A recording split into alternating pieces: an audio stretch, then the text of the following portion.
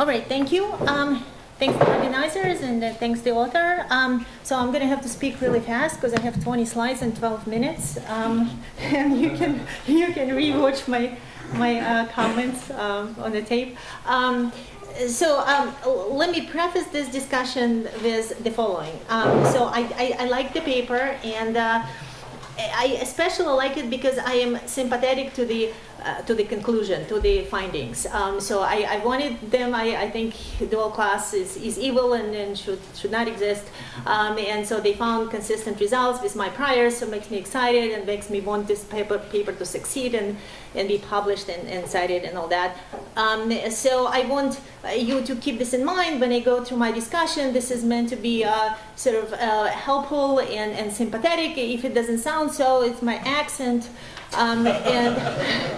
But really, I'm highly sympathetic, and I want to be helpful as much as I can. So let's see if I succeed at this. So I'm not going to recap the paper. You heard it. They studied the impact of dual class shares on firm valuation and a whole bunch of other things. A few general things. A ton of data work, so much, including the hand collection. It's just enormous, and I'm trying to be super nice because I want to kiss up to them and then have the data eventually when they're done. It's just incredibly, just very sophisticated, very thoughtful data work, and it's just fantastic. Lots and lots of tests. It feels too much, and as normal, you usually read papers from the back, right? You look at the tables and you say, why is there so much stuff in this paper? And then you read the introduction. It turns out there is a competing paper, so they're trying to separate them. And so, but for this competing paper, I think I would just say, cut it in half and have two papers rather than one, because there's just so much stuff. But okay, moving on. So let me talk. I forgot when I started. I was going to look at my time. So let me just talk about the empirical methodology and the issues that I had, and some might be fixed and some probably not. All right, so here is one of the first important results in the first table, voting premium over firm maturity. Here's what's going on. So again, voting premium is the value of, is the price of superior shares, the difference, roughly speaking, the difference between the price of superior shares and the price of inferior shares in the dual class situation, adjusted for various standard things. So a few issues and concerns. First, the sample obviously can only include the dual class companies where there are tradable superior shares. Well, because that's where the data is. And even if they are tradable superior shares, it's probably only a majority of superior shares that are being traded because the controller doesn't trade. And yet the real issue behind this entire literature is the controller, is the firms where the superior shares are not easily bought and sold. Because if they are easily bought and sold in the market, then this is not a problem for hostile takeovers. All you want to do is just go and buy yourself superior shares. So the question is whether you can study the tradable superior shares and make some kind of reasonable inferences for the firms with non-tradable controlling blocks. And here I just can't answer this. We all understand that you gotta run where the street light is, and because that's where the data is. But we always should remember that for this kind of tests in a paper that have to do with the difference between the tradable and non-tradable, unclear how much you want to read into them. Here's a bigger issue, but much easier to fix. This is a panel data. This is annual results. Panel data, but does not use panel techniques. What you should have is firm fixed effects, year fixed effects, and firm clusters, and etc. So the firm does cluster the paper clusters on a firm, but that doesn't take away the bias created by the fact that you are taking a giant panel and treat it as though it was a giant cross section. So basically, there is only one. This is sort of the first main result. There is only one column here with year fixed effects. The other one is not. So notice the significant result on maturity coefficient is for the one that has no fixed effects, and the one that has a year fixed effect is already 1.83. And I think we all know what's going to happen when you add a firm fixed effect here, which is why it's not here. No, that's not what I meant. Actually. So let's see. If it's not true, then I would really urge you to add that column so that people wouldn't have that reaction. And then I look at this panel B in the same table. It just defines firm maturity differently, defines it through sales growth instead of the age of a firm. And here it does have the firm fixed effects and the year fixed effect, and it's sort of barely there. So the authors, know this specification exists, and it just is not here, but is here. So I strongly urge you to have it in both places. Another issue is sales growth is defined as a continuous variable, but maturity as a binary variable. I don't want to wonder why this is so. So it's, I think it's better for you to, represent it in consistent manner so that people don't wonder. So let's see, voting premium and firm maturity. Yeah, so this is just sort of, I would recommend to use standard techniques for panels so that people don't start wondering. So the specification I like is difference in differences. So you treat treated shares as a superior class and control shares, superior class as a treated shares, superior class as treated, and the inferior as controls, and then you have a before and after based on whether the firm is mature or not mature, and then you add, standard panel techniques, etc.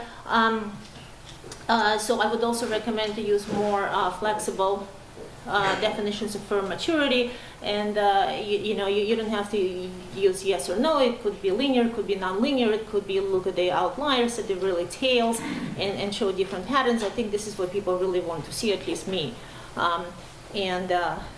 Notice that still no identification here, right? We haven't even gotten to identification. We're only talking about panel techniques used on panel data.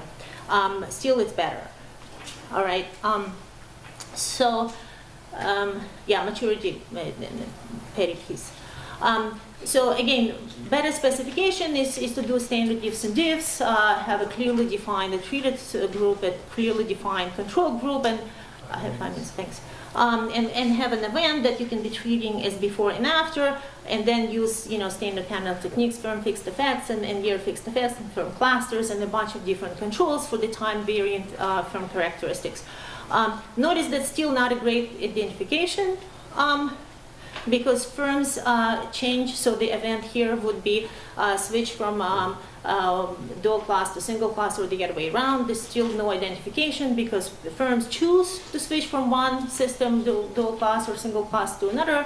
And the choice could be based on the outcome variables to begin with, or it could be based on some background variables that directly cause the outcome variables that we're trying to measure. So the identification police, like me, would later come to the next round and say, aha, good thing that you're now using good panel techniques, but you still have no identification. But at least, this is, I think this is where it should be going. Let's see. But the authors have a few interesting things that they do here methodologically. So one of them is the use of an event study. So event study is a form of DID, right? It's just sort of really shrunk to a tiny period, and it avoids all kinds of critique from identification police, because they'll say, look, maybe something else happened, but really, it's going to happen within those 3 days that the event is. So then this is where we say, okay, this is pretty good. And that's what they've done, and this is a nice table that I like a lot. So cumulative abnormal returns. Notice this is not a panel. I hope the firms in the sample only once do switch from one to the other. Since this is not a panel, we don't have to worry about any of the fixed effects stuff, except the year fixed effects that we do need to worry about, because there are sort of things happening in the world. But it's a cross section with a year fixed effects, and this is done well. And done carefully, and there are like just barely there, significant fix with 2 dots. No, I still 1 star. Okay, but for the unification is 2 stars, so we're all excited. Notice this is really tiny sample, so let's not be picky. I think this is nice. This is really nice and very nice and convincing. So let's see. You could do a bunch of other similar tests. So one is to flip the question, ask what firm characteristics predict whether a firm is going to switch from single class to dual class sometime in its life. Is it the better firms, more traded firms, etc., firms in declining industries and other such things? And then you'll say, aha, these are the factors that predict that the following thing happened, and then we can see whether the firm being more or less mature also has to do with this prediction. I don't think I've seen that result before, so I think this is nice and convincing. So let's see. Effects in Tobin's Q. So this is, I love this kind of specifications. I wrote a bunch of papers studying Tobin's Q. The more I write about this, the more skeptical I am about the whole enterprise. So again, my preferred specification is you have a giant panel, and you do the Tobin's, you have all the proper fixed effects and clusters, various standard controls. Match sample only allows you to make sure you're not comparing apples and oranges. It doesn't otherwise create identification. And so table 4 does not have that specification, but it's easy to add. And if the results arrive, then it's great. And if they don't, well, then I don't know what to do. There are a bunch of questions that would have to be answered with this kind of approach. First is, what are we talking about when we're talking about Tobin's Q in dual class firms, when we cannot measure directly the value of non-traded shares. So I'm not sure how the authors got that Tobin's Q from a chunk of non-tradable shares. I think Compustat has it. I don't know that I've ever used it. I'm not sure it's reliable, but I don't know what to do. So I'm not thrilled about using Tobin's Q in this context.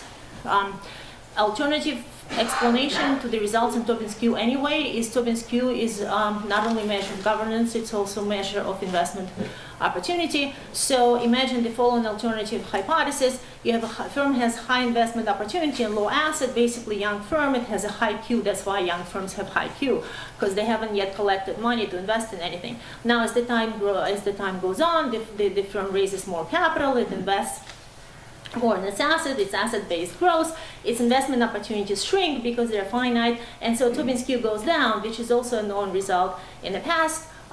If it is the case that dual class firms are better positioned or just more capable in raising money and investing, then it would give you in exactly the same pattern as the others find. So need to think about something to rule it out, or please just say, well, it could be that we're only looking at. Okay, 1 minute. And sales growth, yeah. Okay. So here's the one that I really love. Unfortunately, the sample is so tiny. I was trying to milk something out of it, and I just can't. So the really cool identification, the one that's really just beautiful, is this preset time-based sunsets. Because in some global sense they're not entirely exogenous because somebody decided to put them in the firm, but since it's several years from the time when they were put in the charter, pretty much exogenous the minute they kick in. And so this is just as good as shock, or you can think of truly pretty much exogenous, and just really, really beautiful shock. It's a shame that there is such a tiny sample. So I am not sure how much can be done, but still I think I would be milking this thing, because this is the perfect identification in the entire paper. All right, bottom line is very, very important research question, and great data collection work, just really beautiful, and some interesting results, and I hope they survive, and I love the results, and I would like to be useful in this, maybe add some standard specifications that everybody expects and robustness checks. Thank you. Thanks very much, Kate, for all the very critical and helpful comments. Just briefly on the voting premium results. So we fully acknowledge that that's based on selective sample, and we hope that we clarify that in the paper. I think we do right now, but we can be clearer about that. Regarding quick thing about specifications, so when we run Tobin's Q on all the stuff, we always include industry times year fixed effect, and when we include firm fixed effect, we keep that. So that's subsumed year fixed effect. So your preferred specification, which is firm plus year fixed effect, is actually there in even more detail because year is interacting with the industry fixed effect. So we can run that, and it should be very similar. And we acknowledge that, and that's an issue generally for literature on governance and other finance literature. And we acknowledge that there's an issue about Tobin's Q measurement, and it's not it's challenging, right? Measuring firm value, and that's one reason that we actually emphasize the announcement return when they switch between single and dual class, because that doesn't suffer. It just focuses on equity value. But thanks for pointing that out, and that's just a motivation that we look at the announcement return. That's just a quick response, and welcome to hear any feedback and questions. Can you just follow up? Sure. Thanks again for the comments. You started by saying that we have sort of lots of tests, and I fully agree. This is why it took us more than 3 years sort of to complete something that looks so seemingly simple. But the reason is that this whole literature sort of lacks identification. But that ball is not hidden. Sorry? The ball is not hidden.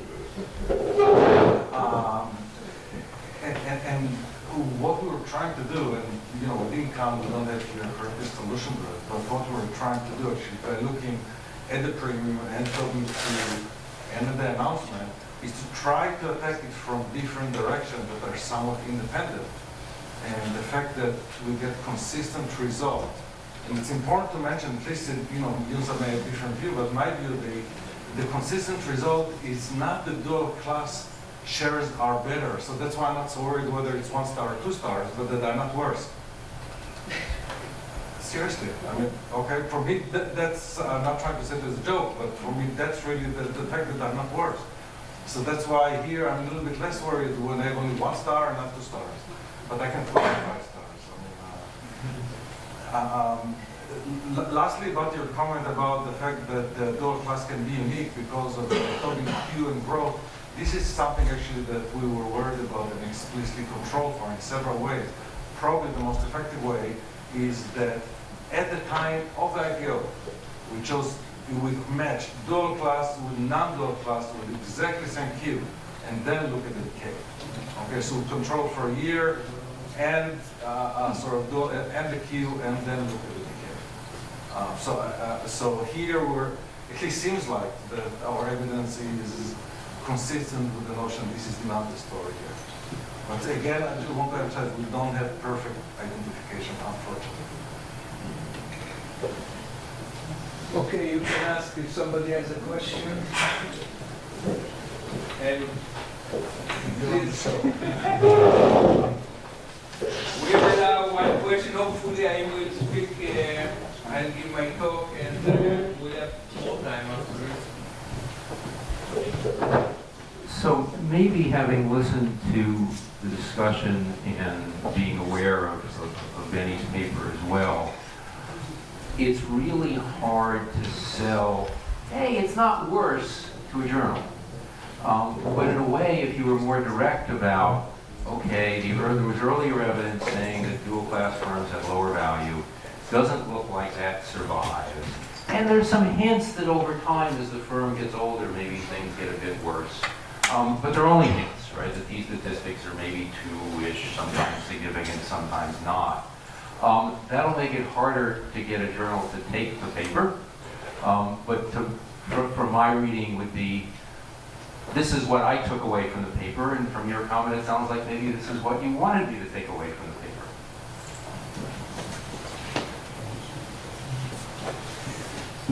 Bernie's talking about his and not about ours.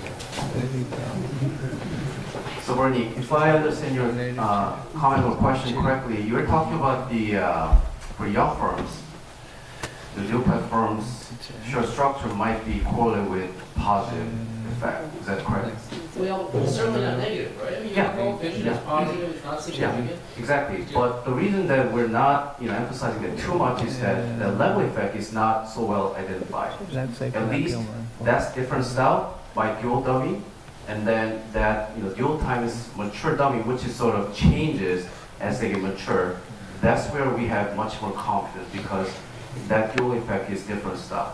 I mean, if you're gonna write on just on that dual dummy, I think it's gonna be tough econometrically. That's why even though there are many reasons as we put up on the theory slide that we believe that okay, this could be beneficial for young firms.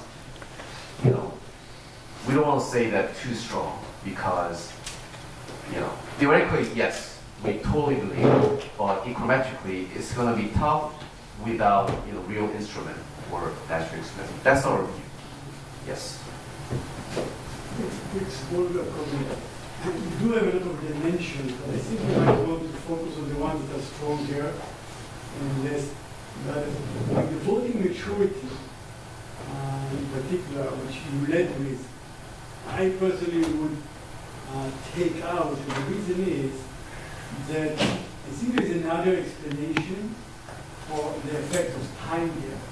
And that is, the problem there is not so much that the sample is not large. If you look at those companies, I looked at some of those situations, usually what happens over time, there is a class with high voting shares that has a little bit of trading, but most of it is concentrated in the hands of the controller. Now, over time, there might be a family where things get divided. So the reason why the shares, the price goes up is because control is more likely to become in play. And therefore, if you look, for example, at Viacom Redstone now has a high voting class that is traded.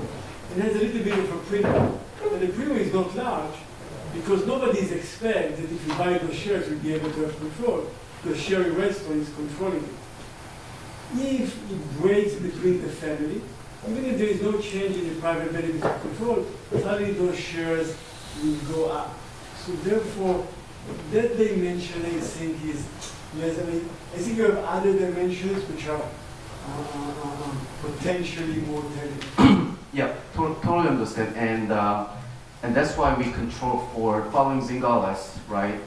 Use the market cap as a control for that probability of corporate control, but we acknowledge that it may not be perfect in that there might be some omitted variable, which might be those events that leads to higher probability of corporate control.